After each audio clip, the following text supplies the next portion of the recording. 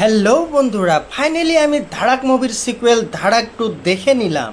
এই মুভিতে লিড রোলে রয়েছে সিদ্ধান্ত চতুর্বেদী এবং তৃপ্তি ডিমরি। দেখুন, স্টোরি লাইনটা এরকম যে একটা ছেলে ফ্রম দলিত কমিউনিটি এবং এই ছেলেটা যায় ল কলেজে পড়াশোনা করতে এবং ওখানে গিয়ে একটা মেয়ের সঙ্গে তার দেখা হয়। মেয়েটা খুবই হাই কাস্টের মেয়ে থাকে এবং এরপরে দুজনের মধ্যে একটা প্রেমের সম্পর্ক গড়ে ওঠে।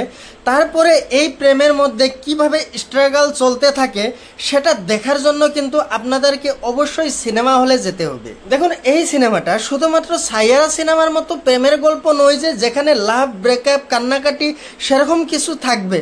এই ধাড়াক 2 সিনেমাটা সেরকম সিনেমা কিন্তু না, এটা একটা সেন্সিটিভ কন্টেন্টের সিনেমা। এই সিনেমাটাতে হাই কাস্টের লোকেরা লো কাস্টের লোকদেরকে কিরকম চোখে দেখে সেটাই এই সিনেমার মাধ্যমে দেখানো হয়েছে।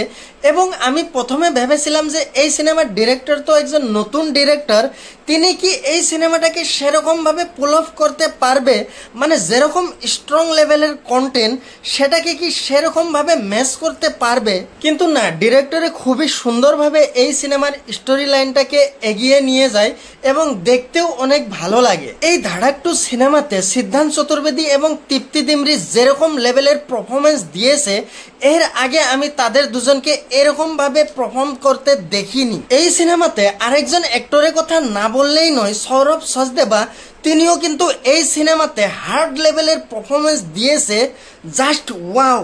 সিনেমার মধ্যে সৌরভ সচদেবা ভিলেনের ক্যারেক্টার প্লে করেছেন, আপনাদের দেখে একেবারে রিয়েলিস্টিক এবং ন্যাচারাল মনে হবে। সিনেমার মধ্যে ব্যাকগ্রাউন্ড মিউজিকের সাথে সাথে মিউজিকগুলোও কিন্তু শুনতে অনেক ভালো লাগে। এই সিনেমার ক্লাইম্যাক্স এন্ডিংটাও কিন্তু খুবই দারুণ হয়েছে এবং সব শেষে যখন সিদ্ধান্ত চতুর্বেদীর অ্যাক্টিং ব্লাস্ট হয়, আপনারা দেখে তো তাক লাগিয়ে থাকবেন। তাহলে বন্ধুরা, আজকের মতো এখানেই ভিডিওটা শেষ করলাম। দেখা হবে আবার একটা নতুন ভিডিওতে। ভালো থাকুন, সুস্থ থাকুন, বাই বাই।